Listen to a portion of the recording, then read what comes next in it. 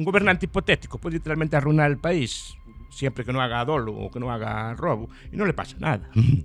Propio sí, punto. Y es propio sí, punto. Y hablando de Hugo Chávez, pues es lo mismo. Entonces el consumismo es una consecuencia del capitalismo, pero no es su causa. Cuando yo hablo de trabajo duro me refiero a esto, es decir, no que trabajen en una cantera con un pico y una pala, sino que trabajen bien, que trabajen, que se esfuercen por mejorar. ¿Qué defiende, la educación privada o la pública? No es privada o pública, es lo que se enseña en ella. Ponzi no podía obligar a nadie a que comprara su producto. En cambio, el sistema de pensiones puede obligar a pagar a todo el mundo más tiempo y más cantidad. Y no solo eso, financiarse a través de otro tipo de impuestos. La subida del salario mínimo interprofesional, ¿qué causas tiene? Uno, que el gobierno recauda más. Bienvenidos a Zona Norte. Hoy tenemos a Miguel Anso Bastos. Es de los pocos invitados que no necesita introducción y es un honor tenerte aquí con nosotros. El honor es mío por estar aquí, pero sí que necesito. Pero no soy tan conocido como por no precisar presentación. ¿Qué? Bueno, yo creo que le conoce toda la audiencia, todo el mundo. Bueno, es profesor, también hay que decirlo, es profesor, es economista, es politólogo, un crack en todos los sentidos. Bueno, para nosotros mucha ilusión de tenerle aquí y muchas gracias, de verdad. Gracias a vosotros por la amabilidad. Gracias. Bueno, vamos a empezar un poquito así, viendo el estado político actual, como la deuda, ¿cómo ve el futuro de España? Ay. A corto plazo. Hay una ciencia, la prospectiva, así se dedican a hacer pronósticos de futuro. Y una conclusión que saco es que el futuro no se puede saber porque no depende solo de la voluntad de las personas, depende de la voluntad de otras personas de otros países, depende incluso de eventos impredecibles como desde el clima, los fenómenos naturales, incluso las propias decisiones de los gobernantes que tenemos, que no sabemos qué van a decidir en el futuro, ni sabemos cuál van a ser en el futuro. Entonces, dependiendo de lo que ellos hagan, podemos prever un futuro u otro para España. A día de hoy, lo que dicen las estadísticas, y la medida que se puedan confiar en ellas, pero no porque las haga este gobierno, no, sino en la medida que se puede confiar en la estadística, en la medida que los datos que ofrezcan la estadística sean precisos, que es un viejo debate de la economía política, de Oscar Morgenstern tiene un libro muy bien que habla de estas cosas, sobre la precisión de los datos en la economía. Quitando de esos datos y la poca precisión que puedan tener los datos, o la mucha precisión que tengan los datos, bueno, de momento la economía española de Europa debe ser de las que mejor funciona. Lo cual no es ningún mérito, porque quiere decir que las otras van muy mal, pero dentro de lo que cabe no está siendo una crisis catastrófica en sentido global, en el sentido que podemos hablar del año 2008 o así, pero es una economía de cierta forma estancada, como toda la europea, algo menos a lo mejor que la europea, pero es estancada, es decir, que con falta de dinamismo y con falta de futuro. Eso es lo que veo yo del futuro de la economía española, y necesitaría pues algún tipo de reformas, ¿no? Esto que dices, que el futuro no es predecible, va ligado un poco a la escuela austríaca, que es un poco lo que hiciste. Sí, a ver, el futuro, por ejemplo, se pueden hacer predicciones de tendencia, es decir, pues si haces tal medida, pues lo probable es que te pase tal cosa, no es una predicción de tendencia, pero no cuantitativa, no se sabe exactamente lo que va a pasar. No se puede medir, ni matemáticamente. No se puede predecir. A ciencia cierta. Se hacen estimaciones, es decir, el PIB va a crecer el 2%, el 3% o el 4%, la tasa de inflación que se prevé que sea... No, eso no se puede saber. A ciencia cierta no. Sí, a más o menos aciertas en un porcentaje, pero pasar del 2 al 3 es un porcentaje muy alto. Claro, sí se podría acertar. De error. Es decir, ¿qué? Crisis no habría, sí se podría acertar. O sea, la crisis del 2008, a ver, mucha gente se adelantaría. Yo me acuerdo en el 2007, vi las perspectivas de crecimiento para el 2008 y no eran, desde luego no acertaron con la predicción. Total. Eso lo explica Taleb con los cisnes negros y así, que te pasan cosas simplemente. Entonces no se puede hacer una predicción, pero también depende de las decisiones que tomemos nosotros individualmente, pues invertir o no, ahorrar o no, crear empresas o no, y las decisiones que pueden tomar los gobernantes, que también esas decisiones influyen en las decisiones que toman las personas, pero no es la única variable que afecta. Estás comentando ahí de ahorrar o no, esto va ligado un poco al capitalismo. Mucha gente no sabe qué es y lo critica. ¿Qué es mejor, el capitalismo, el comunismo, el socialismo? Yo no hablo de mejor o peor, de mejor o peor para querer algo. Si usted quiere una economía próspera, si quiere más o menos un nivel de vida elevado, que haya empleo, que los jóvenes pues tengan unos medios de vida y que puedan mantenerse a sí mismos o a sus familias, pues el capitalismo es mejor opción, claro. Si lo que quieres es una sociedad totalmente igual, monolítica y así, pues a lo mejor el comunismo... ¿Por qué tiene tan mal marketing, o sea, el capitalismo frente al socialismo? Yo creo que, primero, nadie se preocupó de hacerse.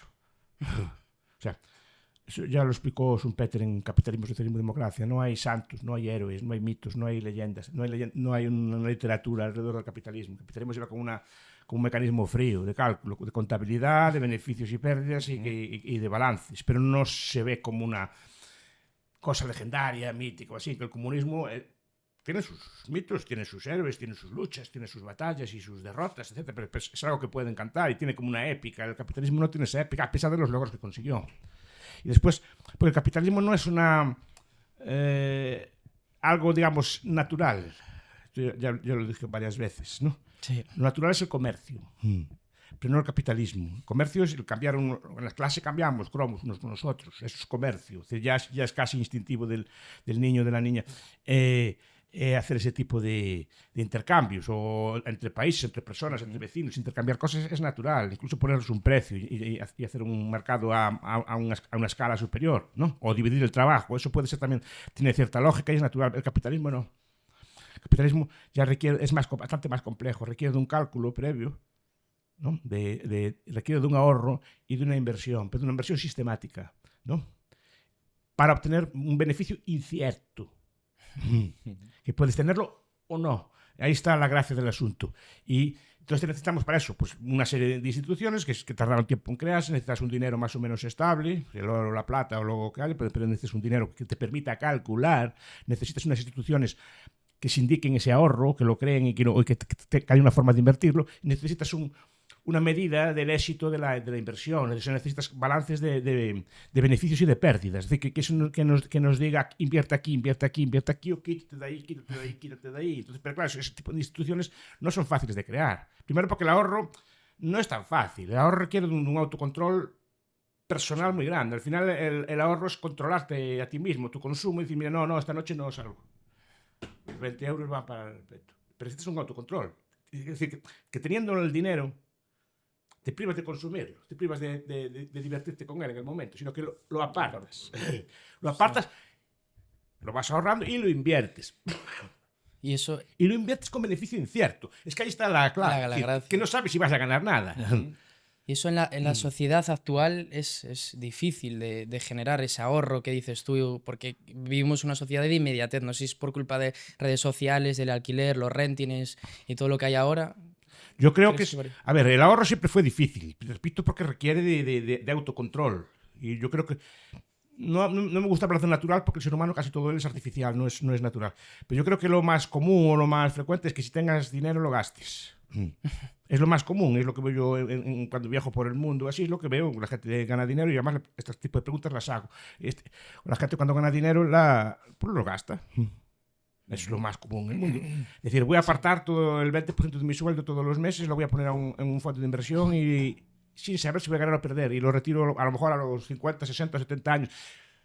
Eso es difícil. Muy difícil. Y esto que mencionaba, ¿podríamos decir que el capitalismo es lo mismo que el consumismo? No, es el enemigo. Antónimo.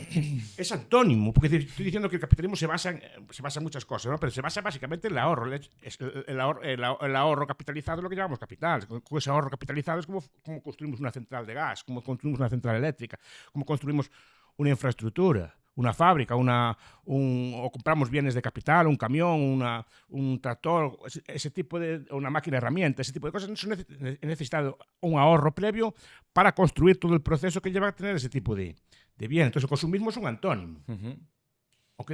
Que pasa que el capitalismo es tan productivo, que genera tanta riqueza que la gente ve que hay de todo en las tiendas, que ve que hay de todo tipo, que no falta alimento, que en general disponemos de muchos bienes, todo tipo de cámaras, todos estos artefactos que tienen ustedes, computadoras, ropa, zapatos, automóviles, o sea, todo ese tipo de cosas. Vemos que están ahí. Sobre todo la gente, cuanto más alejada está de los inicios del capitalismo, ve eso como dado. Ustedes ya se criaron en medio de ese tipo de bien, entonces los ven como algo dado, que cae como cayó del cielo, ya estaba cuando yo nací yo. Pero, entonces piensan que esto nunca se va a acabar, que nunca se puede empobrecer, que el capital no se puede consumir y que no tenemos que dedicarnos simplemente a gastar lo que ganamos. Pero en tiempos más duros que los nuestros, alguien, algunas personas, nuestros abuelos, bisabuelos, lo que fuera, no se dedicaran a, de lo poco que ganaban, apartar una parte para el futuro, construir una pequeña casa, pues para roturar un terreno, para comprar un animal de labranza que le permitiera producir más, o mejorar un poco el arado, o mejorar un poco, y hablando poco a poco, o entre todos hacer un puente, o hacer algún tipo de infraestructura, una acequia, una presa, algo así, pues no estaríamos aquí. Pero claro, es un proceso lento. Pero alguien de tiempos míseros, algunas personas tuvieron que apartar dinero para esto. Por ejemplo, muchos inmigrantes que fueron a trabajar al extranjero con condiciones durísimas y ahorraban muchísimo, y ese ahorro en los años 50, 60, bueno, en todo el siglo XX, se dedicó, por ejemplo, en Galicia, a través de los mecanismos de inversión de la banca gallega, a financiar infraestructuras aquí. Pero si no fuera por el sacrificio de esas personas, no podríamos... Las personas que emigraron y las que quedaron aquí, que financiaron todo este proceso, porque eran ahorradores y si gastaban todo lo que ganaban... La reinversión ahí. ¿Cómo construían todas esas infraestructuras? ¿No? Entonces el consumismo es una consecuencia del capitalismo, pero no es su causa. Al revés, eso ya es los viejos críticos culturales, como Daniel Bell, a que me referí muchas veces en las contradicciones culturales del capitalismo, y algún otro autor incide en este punto. Es decir, que el capitalismo genera una tal riqueza que se pierden los valores que lo hicieron triunfar. Es decir, porque el capitalismo, en última instancia, es un conjunto de valores previos, sin los cuales no hay capitalismo. Y es la frugalidad, o sea, el ahorro, vivir modestamente. O sea, modestamente me refiero a vivir por debajo de lo que ganas. Eso es la clave principal. Cualquiera que estudie el tema te dice, lo principal es vivir un poco por debajo de lo que ganas. Siempre. Y ese es poco que te sobra, irlo acumulando e invirtiendo. Eso es la clave de cualquier sociedad próspera. Pero después necesitas una mano de obra bien cualificada. Cuando yo hablo de trabajo duro me refiero a esto. Es decir, no que trabajen en una cantera con un pico y una pala, sino que trabajen bien, que trabajen, que se esfuercen por mejorar. ¿No? A mí, muchas veces digo, a mí me gusta que mi médico al salir del trabajo, cuando sale de su oficina, pues que se ponga a ver libros de medicina o revistas de medicina, o que mire en internet las últimas curas a las enfermedades, o que se mire su especialidad. Pero también me gusta, por ejemplo, que el albañil pues se meta en foros de internet, que los hay muy buenos, y discuta allí pues cuál es el mejor tipo de placas SATI, o cómo se montaron las chapas sándwich, o sea, pero yo los veo que hay albañiles que están todo el día reinventándose. Reinventando y mejorando y viendo cómo se hacen técnicas, o fontaneros, que las últimas formas de tubería, las últimas formas de montar. Eso es un trabajo duro. ¿Y por qué cree que ahora las tendencias culturales vamos no vamos a ese capitalismo? No hay tanto ahorro, hay más disfrutar el momento. Hay un ataque cultural. A ver, un ataque en varios frentes, ¿no? Por un lado, estamos hablando de esto de que hay un cambio cultural. Myron Magnet creo que habla en los años 60 que hay un cambio cultural que se empieza, digamos, desde la filosofía, pues a la no represión, ¿no? A la no represión. Todo Robert Reich, aquella gente toda que había en los años 60, hablan de la escuela de Frankfurt y otros, así que empieza a no reprimir, sino a liberarse, ¿vale? Pero es que repito que el capitalismo, el ahorro es una represión del instinto, y eso lo decía Freud, la civilización es represión del instinto, ¿no? Y tú empiezas a dejar rienda suelta a tu instinto y a pasarlo bien, a comer todo lo que te apetezca, a beber y tal. Es decir, si no eres capaz de reprimir tu instinto, de pasarlo bien, pues no puedes ahorrar. Pero si tú te dicen que te liberes, que todo es una sociedad represiva, opresiva y tal, que todo tienes que hacer lo que te da la gana y como te da la gana, vale, pues te liberas poco vas a ahorrar así. ¿No? Entonces, por un lado hay un ámbito cultural, porque eso ya viene de los años 20, ¿no? Entonces, después de ahí deriva esto. Después hay un mecanismo que tiene que ver más también con la política monetaria, en el sentido de que los bancos centrales desalientan el ahorro. ¿En qué sentido? Antes, para comprar cualquier bien duradero, lo que hacían, por ejemplo, Ford, era... Quiere comprar un coche, muy bien. Ponga usted 100 euros al mes o 100 dólares, lo que sea, al mes durante X años y a cabo de X años le doy el coche. O sea, lo que pone usted, los intereses, le doy el coche. ¿Vale? O sea, para comprar un coche o un bien duradero tenía que esperar usted 4 años. Ahora es al revés. Ahora es al revés. ¿Por qué? Porque desde que se creó la Reserva Federal empieza a inundar con dinero barato a los bancos. Y los bancos tienen que colocar ese dinero y se lo colocan a la gente con crédito al consumo. Entonces ahora compre ahora y pague después. Pero Cuando tú haces eso, estás cambiando, digamos, la mentalidad de las personas. Es decir, antes cualquier consumo requería pues, un esfuerzo previo, un sacrificio, una previsión, un cálculo, una serie de factores que van acompañados, digamos, todos ellos, que acompañan todos ellos al capitalismo. Bueno, no, vas allí, ¡ay, coche más bonito! Entras ahora sin tener nada ahorrado, sacas la tarjeta o dices, mira, tengo tal, haz un... y ya te lo llevas. Y eso es sostenible, ese modelo, para todos ahora. ¿Qué? Eso es sostenible, ahora mismo, el ir a Ford y no tener la posibilidad de comprarte un Ford, pedir un crédito, es sostenible en el tiempo. A ver, sostenible era, quiero decir, pero era como se financiaba, como se capitalizaba. Incluso la propia casa Ford o la que le daba la suma usaba ese dinero para financiarse. En fin, que era un sistema de capitalización, comprabas tú las máquinas. Después, aparte que el coche te sería más barato así. Porque, aparte de lo ahorrado te daban unos intereses. Era un beneficio mutuo. Pero también implicaba un sacrificio, un cálculo, una represión, digamos, del instinto de tener las cosas y gastarlas ya. Total. ¿No? Y ahora no, ahora te dan rienda libre. Entonces, claro, eso debilita el espíritu de ahorro. Total. ¿No? Y entonces los bancos centrales, su política de dinero barato, su política de dinero laxo, del crédito al consumo moderno, del crédito, incluso la compra de bienes de capital o de acciones apalancados, o sea, con créditos y cosas por el estilo, claro, es una cosa que debilita el ahorro, porque normalmente si quiero un coche, antes decía, tengo que sacrificarme, ¿no? Tengo que quitarme de estas cosas y tengo que hacer una cosa para tener un coche, entonces el coche lo valorabas más, ¿no? Pues que ahora no. Después, claro, el propio consumismo cultural, la civilización de Carpe Diem, ¿no? De vivir el momento. Miguel Ángel, le voy a hacer otra pregunta que es en relación con la educación. ¿Qué defiende, la educación privada o la pública?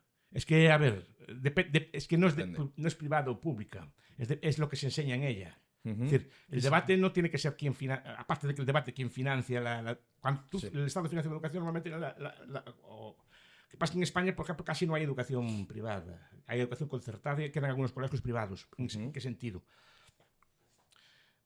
El contenido del currículum y las evaluaciones y todo lo que tienen que aprender, que tiene que aprenderse allí, viene decidido por el Estado. Y eso es lo que podíamos discutir. Si tiene que haber un currículum. Claro, o sea, ¿nos han educado para ser libres u obedientes? Realmente puede ser la pregunta. Para ser obedientes. Para ser obedientes. Es los objetivos de la escuela históricos, ¿no? Como Claudio Moyano, Luis Ferry en Francia, ¿no? Horace Mann en Estados Unidos, todos los teóricos de la escuela moderna, los trata de crear ciudadanos, digamos, que paguen impuestos más o menos sin protestar y que si hay una guerra, que vayan a la guerra sin... Son objetivos declarados, ¿eh? Creo que era el modelo alemán era ese, es decir, que no resisten en su momento, ¿no? Entonces no es privado público, y después es el contenido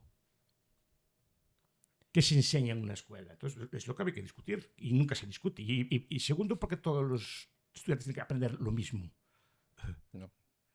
Sí, claro. Sí, bueno, pues este chico se ve que le gusta la historia, pero vamos a darle un currículum de historia, a este le gusta la matemática, vamos a crearle un currículum de matemática, porque tienen que aprender todos lo mismo, las mismas cosas y al mismo tiempo. Y en el mismo orden. Que eso es un poco lo que pasa en Estados Unidos, ¿no? Que los van como guiando hacia los campos en los que son mejores. Bueno, y en otros países sí, pero ¿por qué tienen que...? Por ejemplo, yo cuando estaba en el colegio estudiaba el currículum, bueno, pues estudiaba por orden, estudiaba el Quijote, estas cosas todas. Pero no era mejor que leyera literatura contemporánea y que llegara al Quijote después, como llegué yo, por ejemplo, por interés en la economía política de la época o en los valores políticos de la época, pero llegué al Quijote. Pero llegué al Quijote, pero no porque me pusieran el Quijote así a puerta fría, que me lo pusieran así delante y que tuviera que aprender una cosa que no le veía yo. Hay que buscarlo en su lógica, a ver, ¿no? Es decir, a ver, a mí me interesan estos temas. Pues había un señor en el siglo XVII, se llama Cervantes, que escribió un libro que habla de estas cosas. Entonces lo vas a leer allí, pero porque está en relación con algo, no ponerte un currículum frío. Entonces, claro, no es la mejor forma, digo yo, ¿no? O los libros que se escogen, o los temas que se escogen, o la historia que se escoge, o porque el viejo debate porque no hay educación financiera y otro tipo de educación, etcétera. ¿No? Es decir, porque unas cosas y otras no. Y después, ¿qué enfoque tienen esas cosas? ¿No? Eso es lo que discuto yo. Entonces no es público-privado. Después, claro, al estar, digamos, la educación en buena parte dirigida, bien porque el Estado presta directamente el servicio, bien que el Estado lo preste indirectamente, el problema es que muchas veces falta innovación. ¿En qué sentido?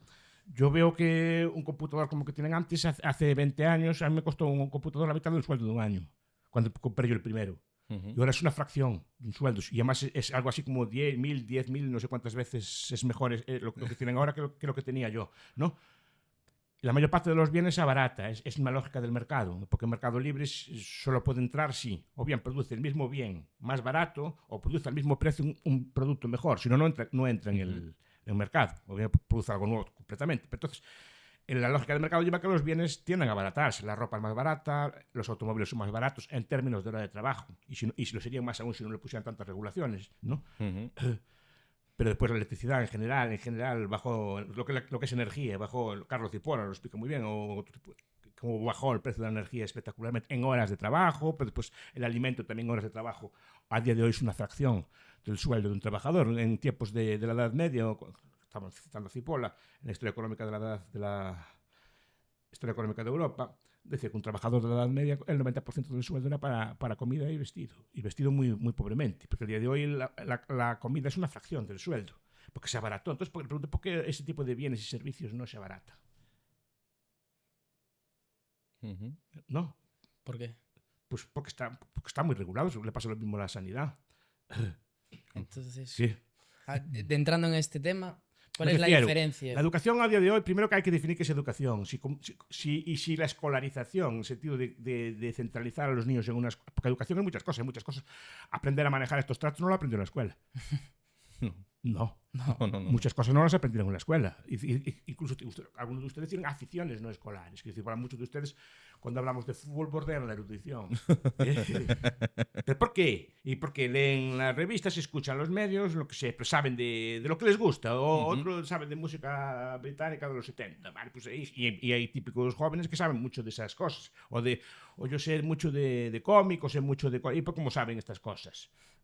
Porque saben buscarlas y ahora más viendo internet, pues buscan, compran, se relacionan en chats con gente de ese estilo. Entonces, en esos temas sí, pero ¿por qué los temas escolares tienen que ser aprendidos, digamos, en una institución cerrada, que tienen que ir en un horario fijo, cosas por el estilo, ¿no?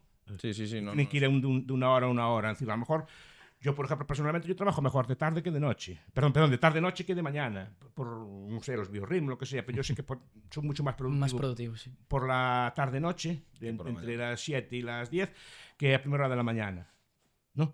Pero porque me obligan, digamos, no, porque el sistema está pensado para que yo tenga que ir unas horas allí, ¿no? Y cuando no son las horas que yo sé que no son las que más rindo yo, ¿no? Pues para un momento un sistema más modular, más adecuado, no sé si podría establecer, no sé si sería muy caro, cuidado, no estoy diciendo estas cosas, pero habría que innovar, habría que ver qué fórmulas de educación hay, mezclando la presencialidad física con el internet, con otro tipo de herramientas que hay de hoy. Cada vez que cualquier trasto de esto, cualquier teléfono móvil, tiene millones de libros. O sea, millones de libros, tienen millones de obras de arte para quien le guste el arte.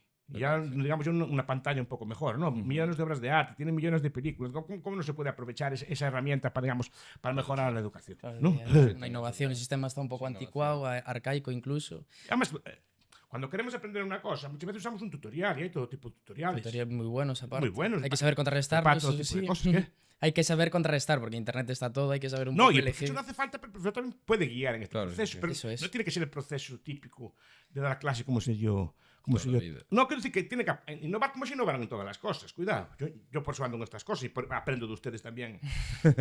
Viendo formas de a ver cómo se puede mejorar la docencia usando este tipo de herramientas, ¿no? Y eso digo, ¿por qué no se puede abaratar? Y la sanidad lo mismo, ¿por qué no se puede abaratar?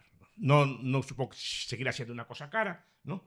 Pero si el alimento bajó, el vestido bajó, la mayor parte de los bienes bajó, ¿qué tiene peculiar la educación para que no pueda hacerse un producto de mejor calidad al mismo precio? Claro, o a un precio más barato. Eso es lo que pregunto yo, ¿por qué no hay una innovación? De hecho, la hay en muchos sectores. Por ejemplo, en la sanidad tenemos que comparar la sanidad, digamos, regulada, con los sistemas sanitarios que no son estatalizados, ¿no? Por ejemplo, la cirugía estética, digamos, que no dependen, digamos, de la pública. Pues desde el trasplante de pelo, todo lo que es la ortodoncia, todo tipo de cosas, que de momento no están. ¿Cómo evolucionan unos y otros, no?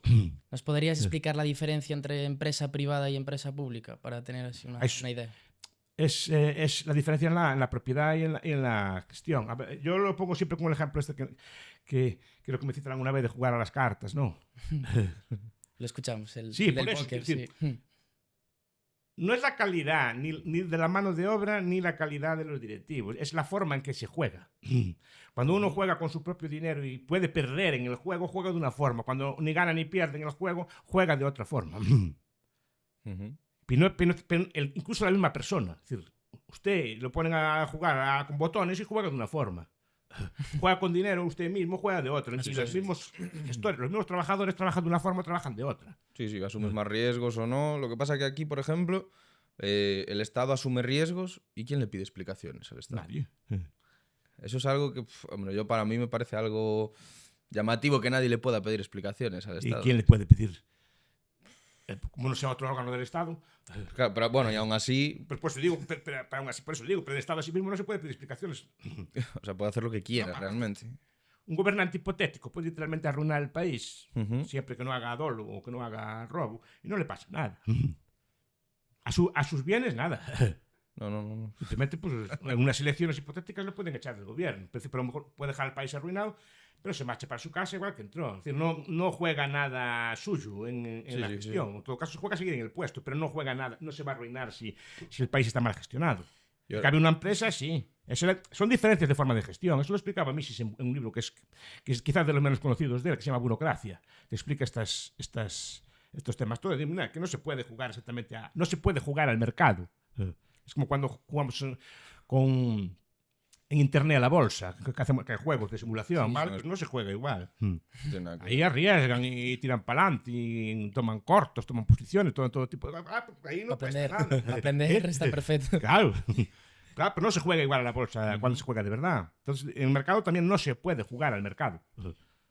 Y dentro de esta gestión estatal, por así decirlo, ¿qué es lo que provoca o qué factores alentan a que haya corrupción?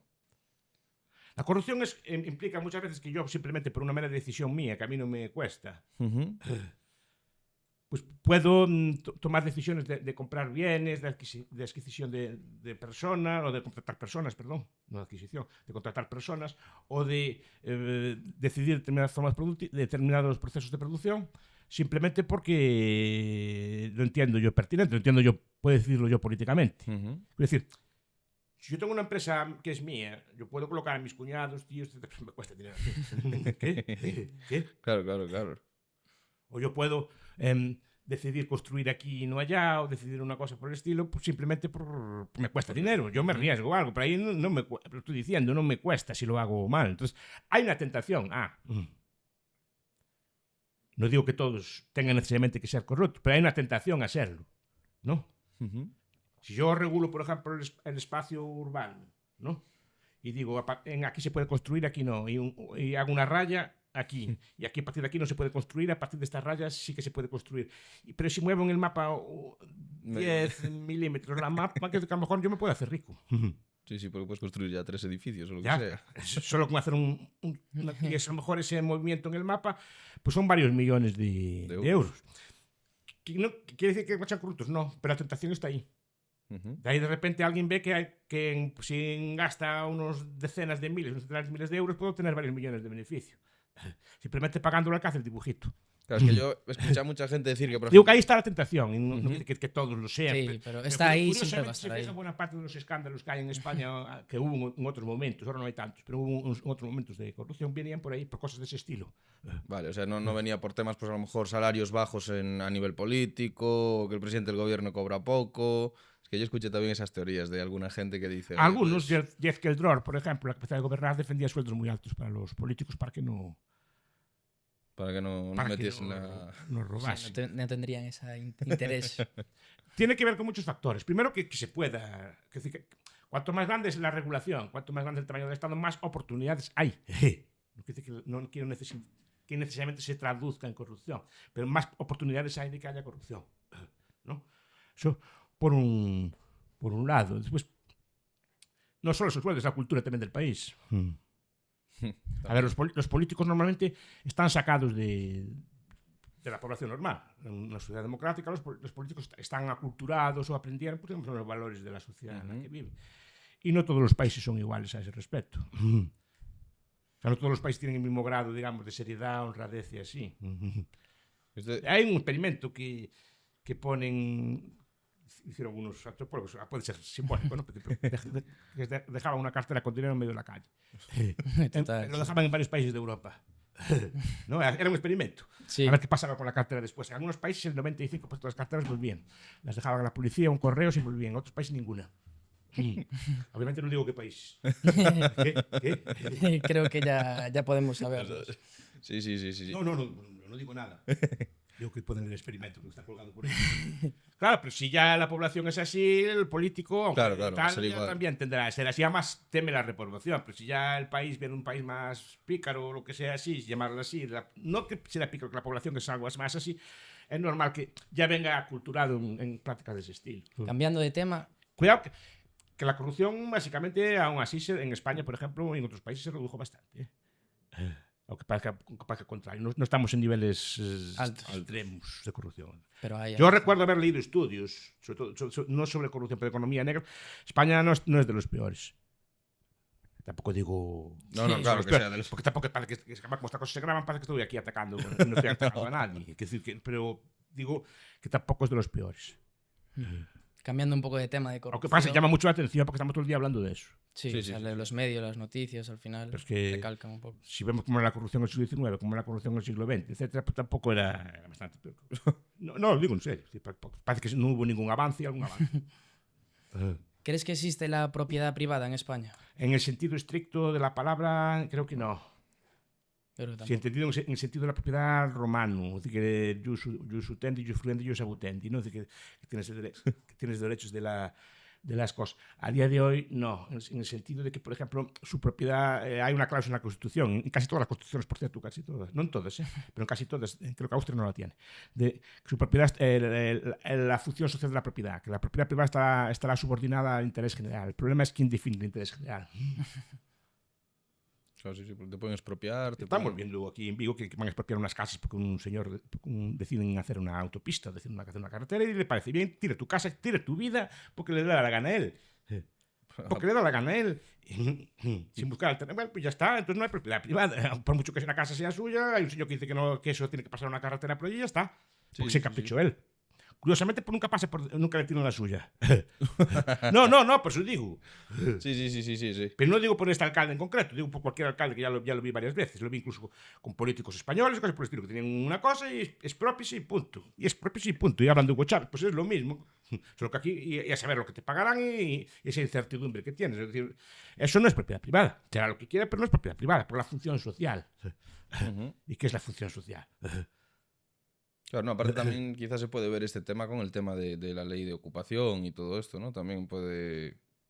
Claro, Protege más al- efectivamente, la casa no es suya, entonces porque se supone que está subordinada a un interés social de la vivienda y del derecho a la vivienda, entonces pues le pueden ocupar su casa, pues no hay propiedad privada, pues dígame lo que quiera, pero no hay propiedad privada. Pues puede decir que se puede discutir si es mejor que el alcalde haga eso o no lo haga, se puede decir si es mejor la ocupación, pero no me diga que hay propiedad privada, que no la hay. Aparte, aun teniendo propiedad privada no puede hacer con ella lo que quiere. Una casa tiene ni siquiera, en algunos sitios incluso no puede reformarla ni por dentro, como usted en la casa protegida o usted en una zona protegida. Ya no por fuera, ya no tiene que tener unas formas, tiene que tener un color, tiene que pedir permiso Para todo. para usar su propia casa, aun si molestarán a otros, claro, muy bien, pero entonces no me diga que hay propiedad privada. No. Y Es que incluso su propia renta. A ver, sí, ahí, eso es lo que íbamos a decir, lo de la limitación a los precios del alquiler que se quiere no poner. no solo, aparte de eso, ¿no? Que efectivamente tampoco es suyo, usted no puede fijar en mercado el precio que entienda usted pertinente. No puede. Entonces, vale, tampoco es propiedad privada. Entonces, es una propiedad sometida a un montón de cláusulas y un montón de restricciones. Y al final, en última instancia, por ejemplo, cuando usted fallece, según la legislación que tengan, le pueden decir, esta casa la cojo yo y hasta que me pague Herencia. un impuesto, no es suya.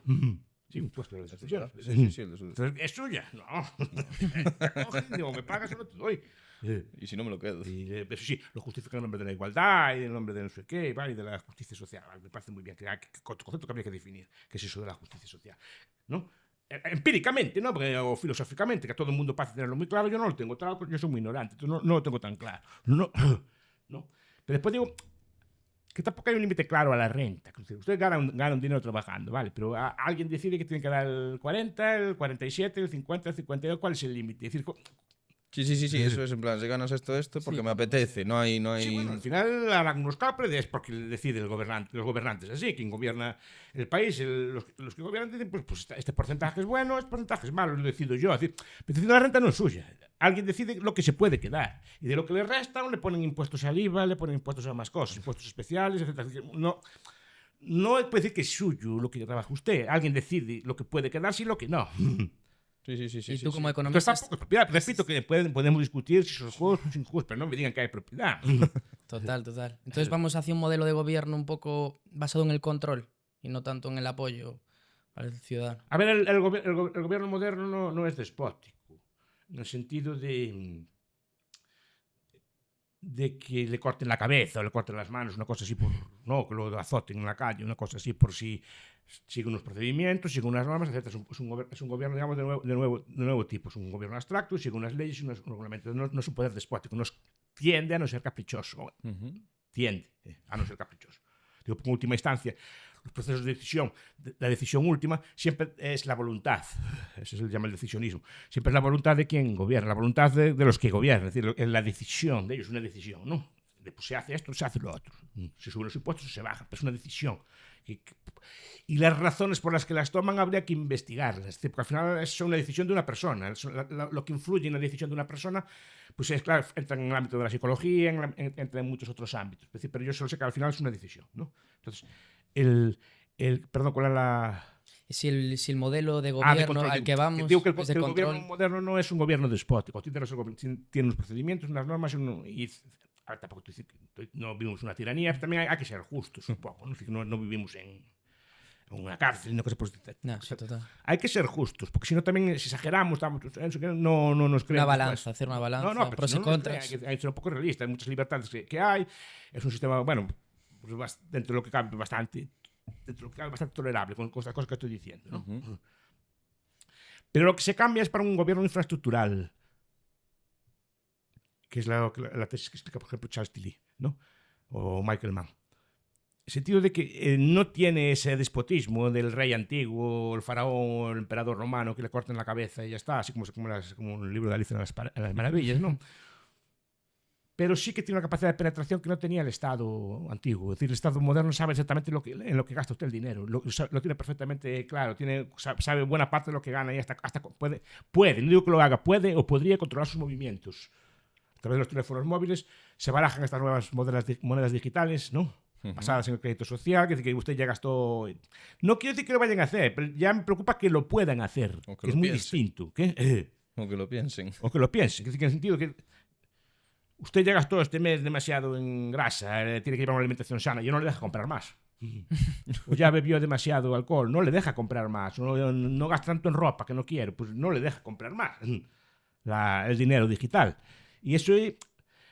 Cuidado que ya buena parte del control. Hay un libro muy inquietante de Shoshana Zuboff, se llama La era del capitalismo de la vigilancia. Yo creo que es uno de los más inquietantes que vi en los últimos años, ¿no? Explicando las tecnologías que hay, potenciales. No quiere decir que las vayan a aplicar, ni que todos los gobiernos las apliquen, pero se pueden aplicar. Y en algunos sitios ya se usan, ¿no? Entonces, en ese aspecto, pueden controlar lo que hace, lo que dice, etcétera, y tienen una capacidad de control que precisamente por Internet teóricamente tenía que ser liberador, tenía que ser una fuente de información, pero en Internet está todo registrado, queda todo guardado, está todo en algún sitio, todo lo que escribió, dijo, todas las compras que hizo, todo está grabado en un sitio y al final si hace falta se puede recurrir a él.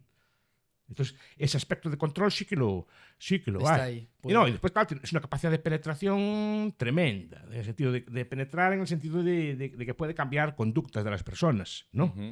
Las ideas que estén en cada momento, en cada época de moda, digamos, tienen una capacidad de meterlas en la agenda o de introducirlas en el cuerpo social mucho más grandes que las de antes. Mucho más grandes que las de antes. Puede cambiar conductas, puede cambiar el idioma de las personas, por ejemplo. Fácil, a través del sistema escolar. Sí, la inteligencia artificial, todo esto viene a sumar, ¿no? A ayudar. ¿O no? La inteligencia artificial es una herramienta, depende de cómo se use. Total. Hay que enseñar un poco. Dicen que yo no sé mucho de eso, pero dicen que la inteligencia artificial la alimentan, le dan de comer, Sí. le dan que depende de lo que alimenta y depende de las preguntas que le hagan. La inteligencia artificial de momento aún no superó el nivel cognitivo humano. Entonces de momento sigue siendo una herramienta muy poderosa, pero sigue siendo una herramienta y puede hacerle muchos trabajos y hacérselos bien. Pero depende de las preguntas que le haga y depende para qué la use. Total. Porque la inteligencia artificial efectivamente puede controlar todos sus movimientos bancarios, todas las compras que hizo, incluso al detalle, sabiendo exactamente lo que compró, dónde lo compró y cuándo lo compró. Y dónde estuvo tal día, tal hora, etcétera. Siguiendo el rastro del teléfono móvil o siguiendo otro tipo de rastros, ¿no? Entonces, esa es la potencialidad que tiene, que no es un Estado, digamos, de momento muy despótico, pero sí que tiene una capacidad y potencial de control muy grande, de controlar incluso conductas que antes se consideraban no controlables por el gobierno. Y cambiando de tema, vámonos a ir a las pensiones. ¿Cómo ve el futuro de las pensiones en España? Yo siempre digo, a ver, al ser las pensiones la gente la compara con un esquema de Ponzi, con un sistema piramidal. Yo digo que no es un sistema de Ponzi. Está pensado parecido a un sistema de Ponzi, pero no es un sistema de Ponzi porque Ponzi no podía obligar a nadie a que comprara su producto. En cambio, el sistema de pensiones puede obligar a pagar a todo el mundo más tiempo y más cantidad. Y no solo eso, financiarse a través de otro tipo de impuestos. Entonces, no es un esquema de Ponzi. Yo digo que las pensiones de momento se van a pagar. Ahora, la cuestión es cuánto van a cobrar y cuánto tiempo y cuándo. A ver si me explico. ¿Cuándo me refiero a que el sistema de pensiones tiene una ventaja? Porque puede retrasar prácticamente sin límite el momento de la prestación, de acceder a la prestación. Yo cuando empecé a trabajar, en mi contrato ponía los 65, ahora están hablando de 72. Una enmienda que se aplicó el otro día, no sé si va a seguir adelante o no. No, 72, ¿vale? Es decir, de hecho, las últimas reformas pasaron de los 65, van a pasar a los 67. ¿Vale? Es decir, en una supervivencia de 20 años, quiero decir que una persona vive cobrando una pensión de media en España 20 años, desde que se jubila hasta que fallece, son 20 años, retrasarlo 2 es un 10% de recorte en la pensión. Claro. Sí. En términos actuariales, no en términos del que tienes que trabajar 2 años más y cobrar 2 años menos.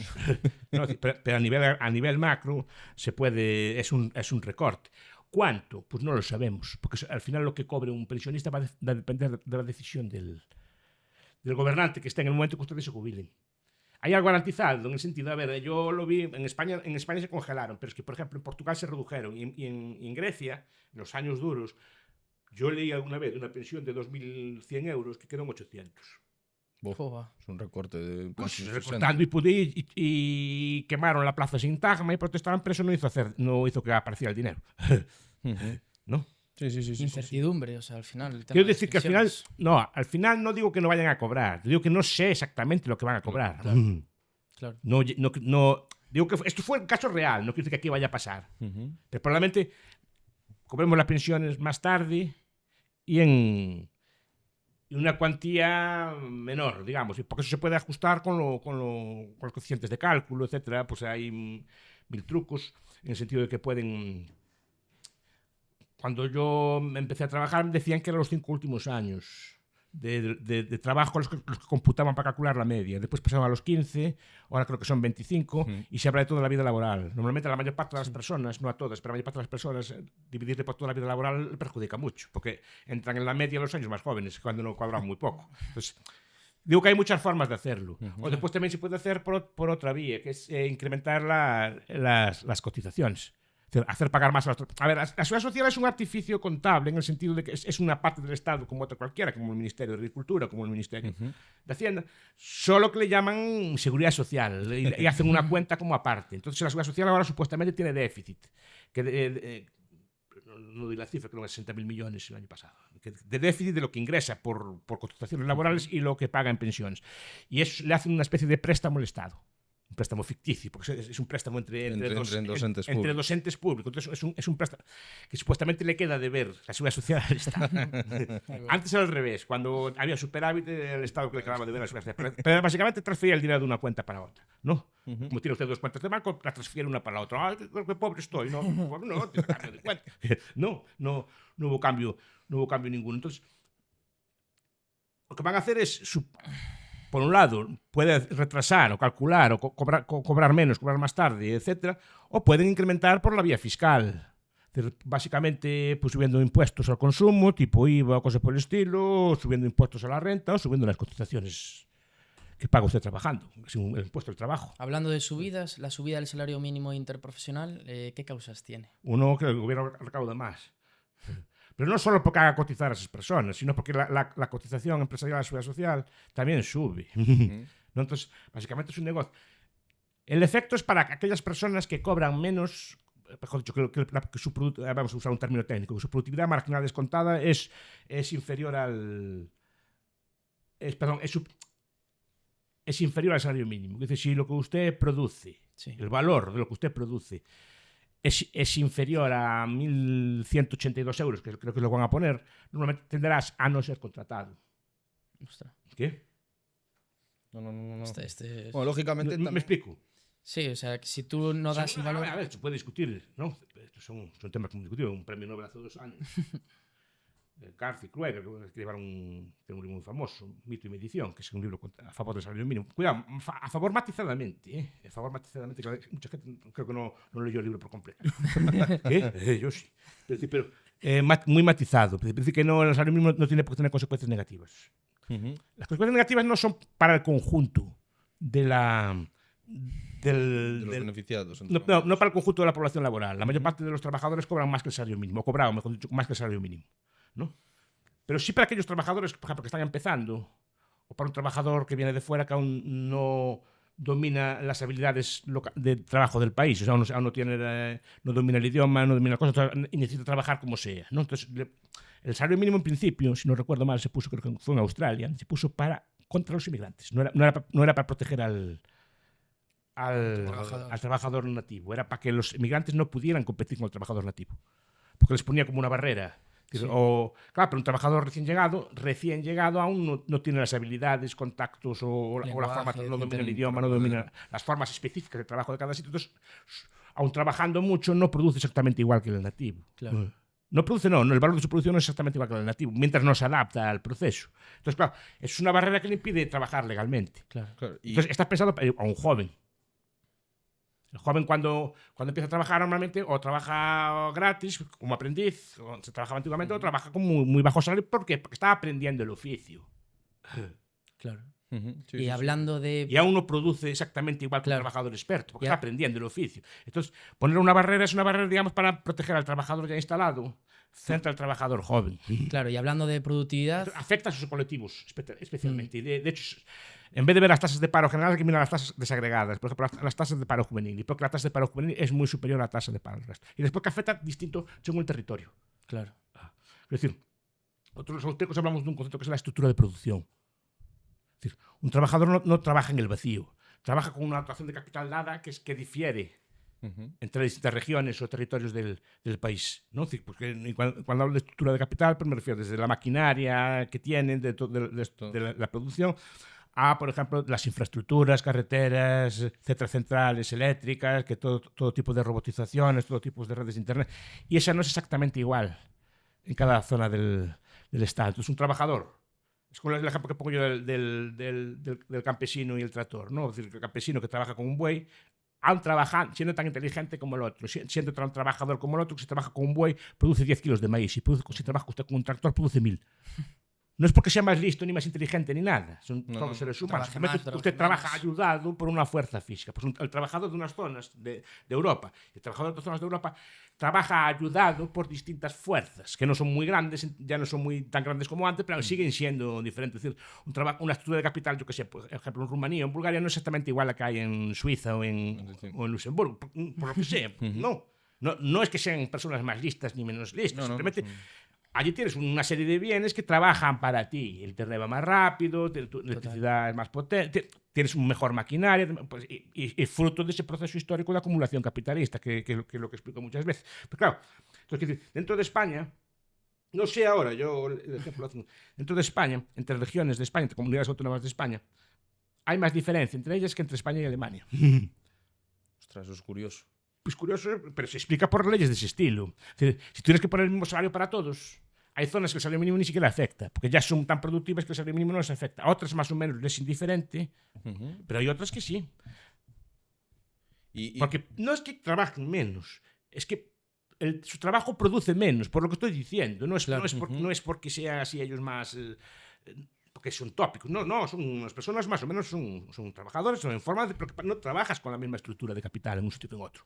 Total. Y hablando de... Produce más uno. Entonces, el salario mínimo allí te hace más daño. Por eso hay tanta diferencia de paro entre unas zonas y otras. Porque es extraño porque la ley es la misma, precisamente porque la ley es la misma. Igual segmentar el salario mínimo, pero hablabas de... Hombre, yo no soy partidario del salario mínimo ya a priori. ¿vale? Pero de hacerlo que sea lo más próximo, parecido a la realidad de cada La sitio. realidad, efectivamente. Hablabas de la productividad, de la producción que da cada persona, y aquí España es uno de los países menos productivos, y ahora la nueva ley de la reducción de la jornada laboral, ¿crees que esto va a aumentar la productividad en España? Yo no veo cómo. ¿Es qué? ¿Es qué? Yo menos, y hablando con No, empresarios yo no lo ven personalmente tampoco. No veo cómo.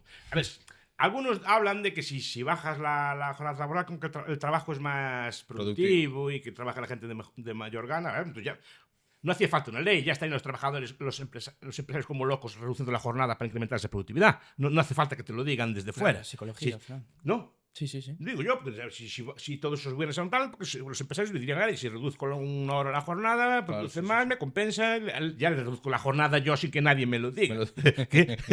Total. Por la cuenta que me trae. Será porque las cuentas no son esas. Yo siempre pienso que el trabajador ese del campo africano, si en vez de trabajar 8 horas, trabaja 4, va a ser más rico o menos. Podrá disfrutar de los amigos, podrá disfrutar de la familia, vivir y estas cosas que le gusta decir, pero va a vivir mejor o peor. Si en vez de cultivar el campo 8 horas, cultiva 4.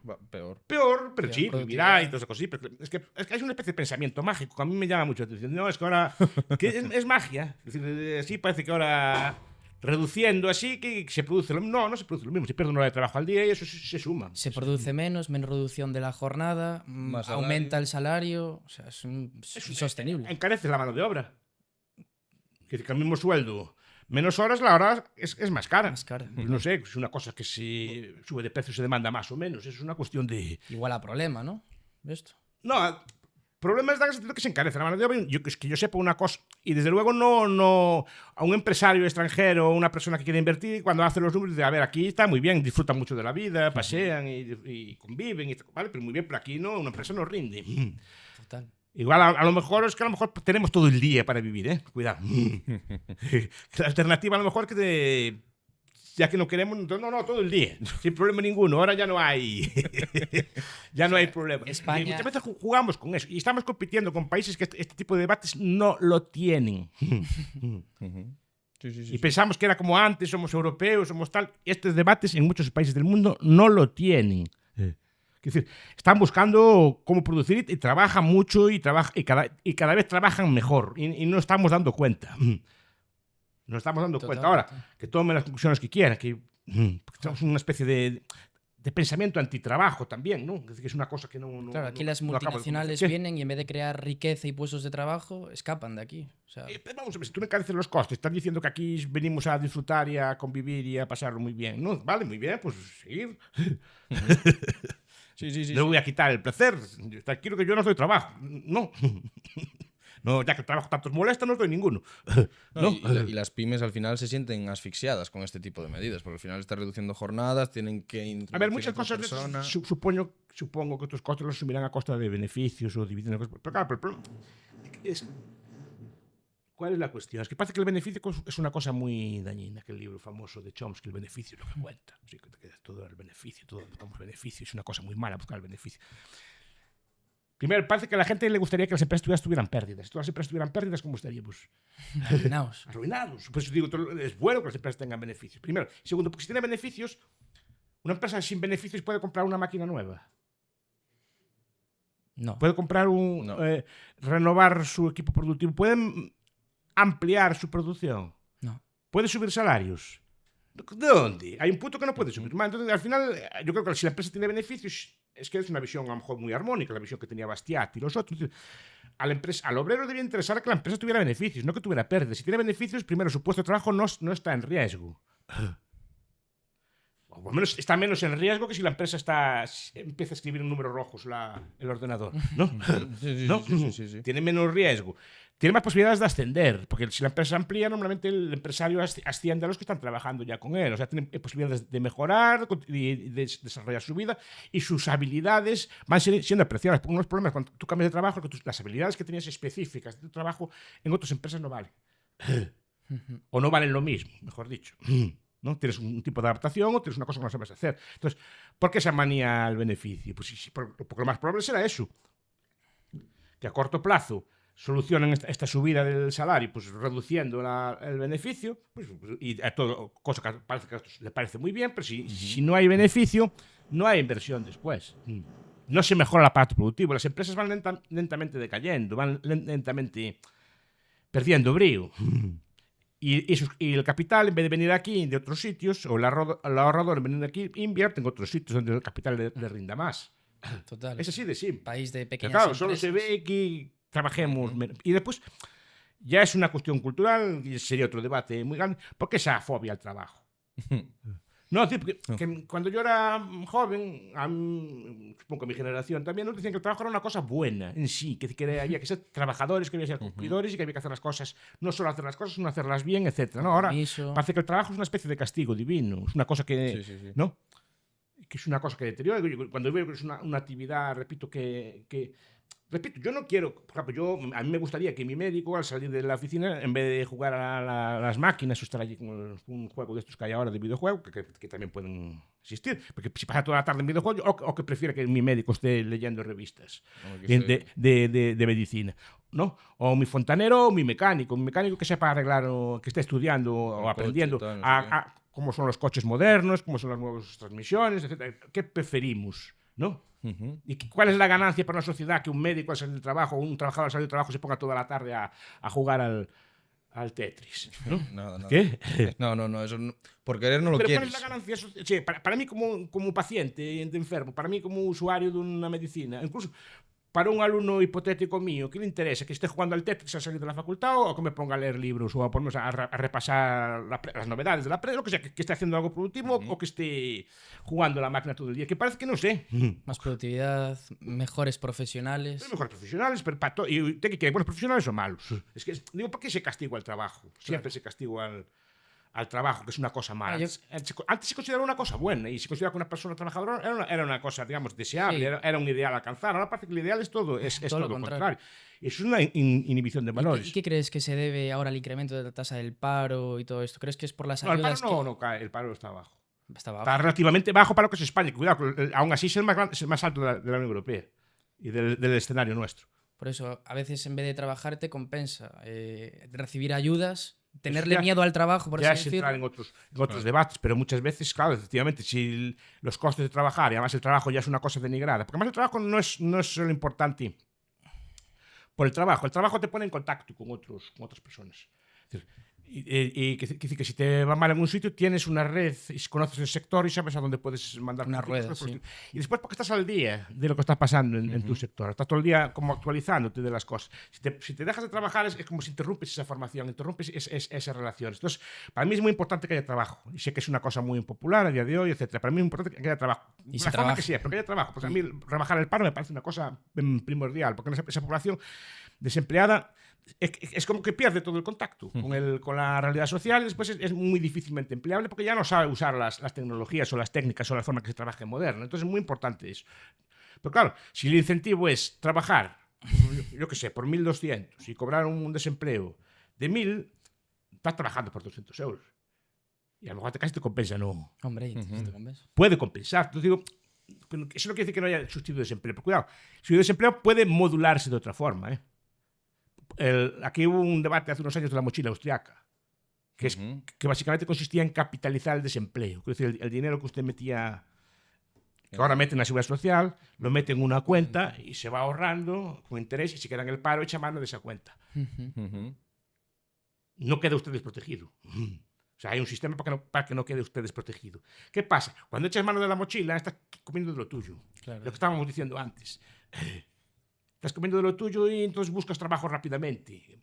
Es lo que dicen los expertos que pasa. No esperas a comerte toda la mochila. Porque se descuenta de lo tuyo. Tienes derecho a gastar todo lo que quieres. Es tuya. Claro. ¿No?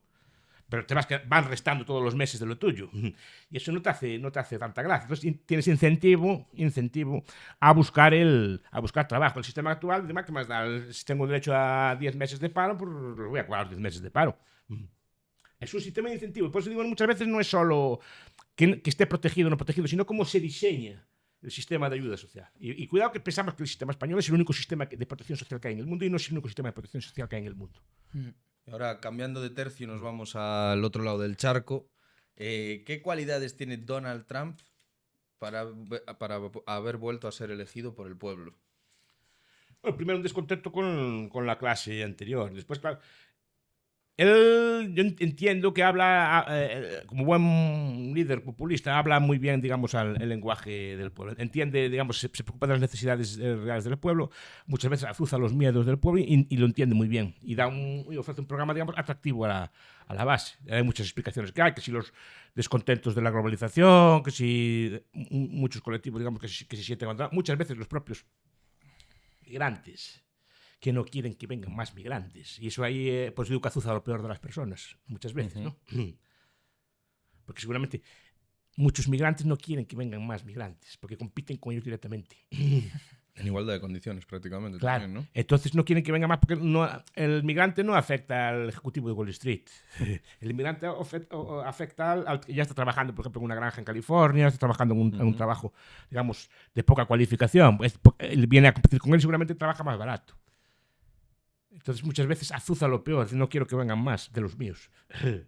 Y eso le salió relativamente bien, ¿no? Y después, claro, todas las luchas culturales, supongo que también este debate sobre el woke y este tipo de cosas así, que es un debate que se pudo ser llevado a muchos extremos, ¿no? Claro, mucha gente no le gusta ese debate o no le gustan esas ideas y también reaccionan contra ellas. O sea, eso es una suma de todo. Es decir, por lo que vota una persona es difícil de saber. Claro. Porque cada uno de nosotros, cuando decidimos actuar políticamente, sea votando o actuando políticamente, tenemos muchas cosas contradictorias en la cabeza y al final se impone alguna de ellas. No sé cuál de ellas. Muchas veces votamos contra algo, no a favor de algo. Es decir, muchas veces hay que pensar, no que la gente que vota a Trump, a lo mejor vota contra lo que había antes. Y eso muchas veces hay que tenerlo en cuenta también. ¿Qué clase política había antes? Porque quien parte desde el poder parte con ventaja. En cualquier carrera electoral, pero no porque haga trampa, sino porque parte con ventaja, es mucho más visible, tiene más medios para ofrecer políticas, tiene más formas de exhibirse, simplemente porque está en el poder y las cosas que dice se hacen o puede hacer propuestas. El incumbente, el que quiere competir con él, el candidato que viene, no tiene esa visibilidad, no tiene esa trayectoria, no tiene ese conocimiento, no tiene todo un aparato a su servicio para todo esto. Si gana Trump contra el aparato es porque la gente vota contra el aparato, ¿eh? Vota contra lo que había antes, contra Biden, contra todas sus políticas, o en este caso contra Kamala. Y una política de aranceles, que es como la que él está queriendo introducir, o por lo menos con la que negocia, o con la que intenta negociar, ¿qué puede provocar a nivel...? Si se ejecuta, desde luego distorsiona el mercado mundial y puede hacer mucho daño, porque no hace ningún bien. Pero lo que dice usted, yo creo que está... negociando. Es una estrategia de negociación. Creo. No, a ver, cuando hablo de estas cosas siempre me tiento la ropa, porque no sé exactamente lo... ¿Qué piensa?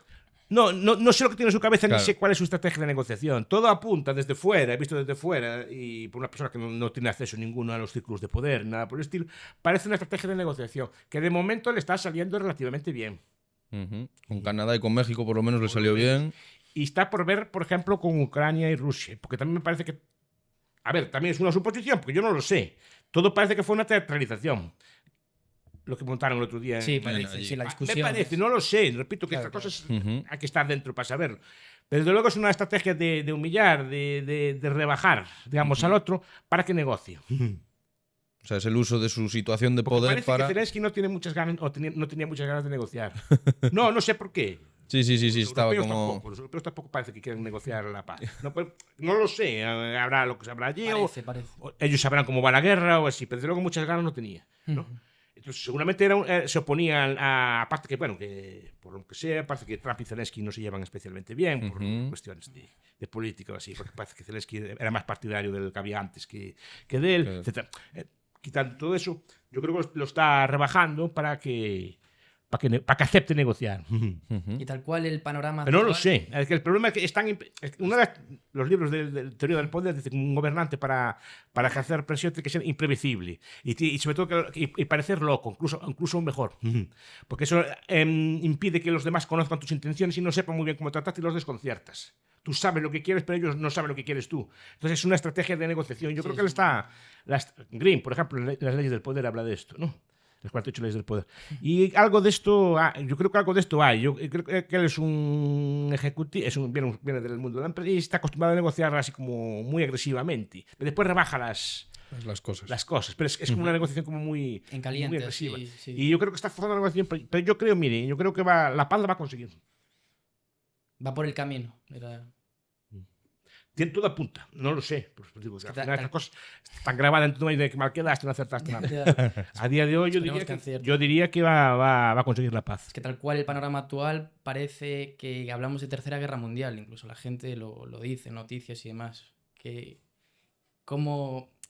No, a ver, es una especie de apocalipsis, cuidado, también es exagerado, ¿no?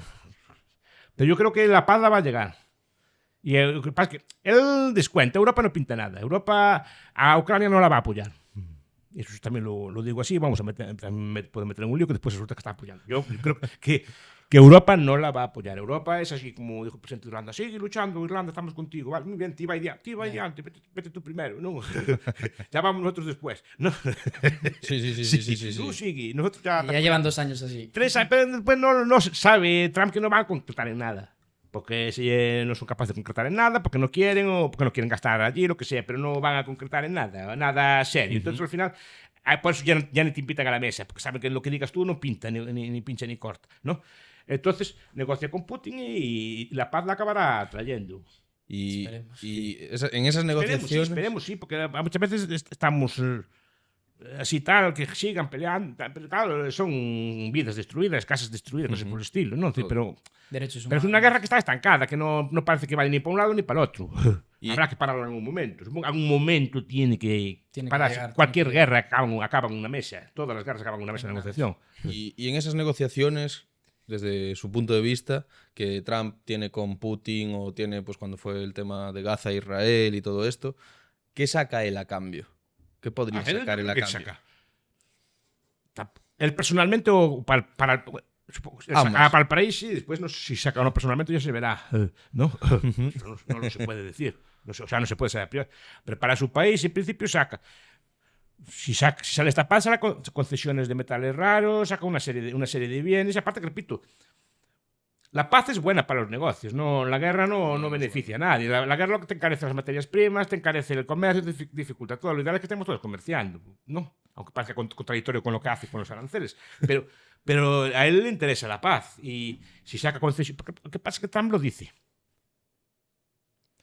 Cuando hay una guerra, aún así, normalmente los que te apoyan, ya pasó en la guerra mundial, Estados Unidos había una especie de préstamo y arriendo y una cosa por el estilo. Te hacían una especie de préstamo, porque Estados Unidos también se beneficia de la guerra. No te ayudan gratis, son muy amigos y te ayudan, sí, pero ningún país ayuda gratis, porque eso tiene costes también para ti. Al final, siempre después de la guerra, siempre sacas algún tipo de beneficio.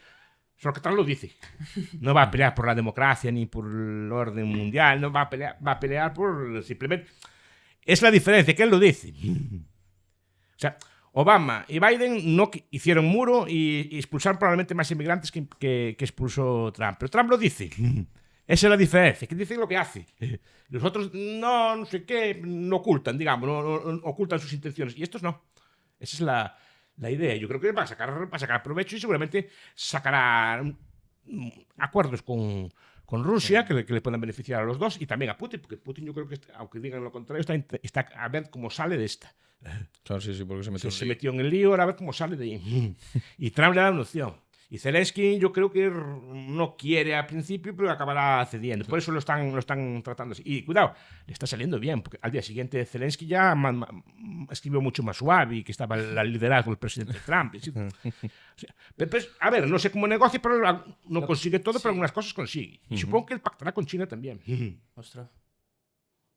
Sí, todos lo ven como enemigo. Yo lo veo que él intentará negociar también. Sí, fue un señor que fue a hablar con el presidente de Corea del Norte, Kim Jong-un. Sí. Fue a hablar con él. ¿Pero qué presidente fue? Pues él fue. Intentó negociar una paz. O sea, no es un ser belicoso. Es un ser comercial, muy agresivo comercialmente, pero no es un ser belicoso que le guste estar todo el día. De hecho, directivo, sí. Lo que quiere, por ejemplo, en Europa es reducir las bases. ¿Para qué tengo todas estas bases allí a gastar dinero? ¿No? Claro, estoy tirando. ¿Qué es el enemigo para pelear? ¿No? Entonces, vamos a retirar dinero de ahí, vamos a gastar en otras cosas. ¿No? Tengo que pagarle yo la seguridad a estos. ¿No? Eso es verdad. Y cambiando de líder político, en términos generales, ¿cómo ves la política de Milei? Es que depende de lo que hables. Económicamente hizo un ajuste muy duro. Recortes. El problema es que llegado un momento en un país o haces el ajuste así o te lo hacen, que te lo hace la propia economía sola, o otro corralito, una cosa por el estilo, que al final es un ajuste mucho más duro aún.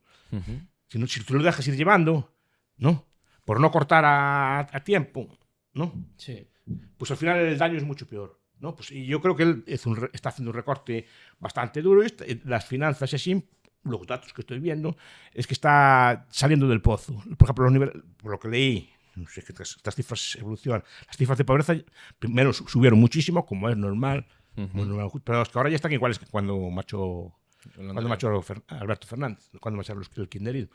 La inflación está relativamente moderada, por lo menos para los términos de allí. Es decir, está creciendo, es lo que pretendí, fue para que lo escogieron, ¿no? Ahora, el debate que se plantea es si no es muy seguidista de las políticas exteriores de otros países. Supongo que lo necesitará, que no lo sé tampoco. Supongo que para financiar estas cosas necesita acuerdos con el FMI o necesita dinero de fuera. Y pues el cambio, por ejemplo, el discurso de Ucrania lo cambió. Como Trump cambió, también lo cambió él. Claro, ¿no? Es que ahí, por ejemplo, a mí me entra una duda, que está el tratado Mercosur, sí. Y ahora hay algunos medios de comunicación que dicen que Milei se va a echar atrás con el tema del tratado Mercosur, que al final es dejar de abrirse a 500 millones de personas. ¿Eso será beneficioso? Es que depende. A ver, depende. Yo soy educado al estilo viejo. Libre comercio es que no haya tratados, que simplemente que las mercancías entren y punto. Desde el momento que hay tratados de libre comercio, eso no es un libre comercio. Es a lo mejor más libre comercio que había antes, pero sigue sin ser libre comercio, porque está sujeto a unas reglas, unos estándares, una serie de normas, unas cuotas, una cosa por el estilo. El libre comercio es que entren las mercancías y punto. Yo creo que de apuntaría más a algo así. ¿Qué pasa? El comercio antes en esos países, en Mercosur, estaba tan regulado que el Mercosur fue un avance con respecto a lo que había antes. Que no lo sé, eso es una amenaza que hay, porque también entiende que a lo mejor que el Mercosur, repito, que es un tratado, a lo mejor es más restrictivo de lo que parece. Vale. Porque tendría que leer la letra pequeña de lo que dice, y eso, bueno, aún no lo leí. Es una posición que está en el aire, sí. Gran Sobastos, de verdad, un placer. Gracias por tu tiempo. Sí. Ha sido una masterclass para nosotros y para los que lo vayan a ver. Capitalismo, ahorro y trabajo duro. Un lema.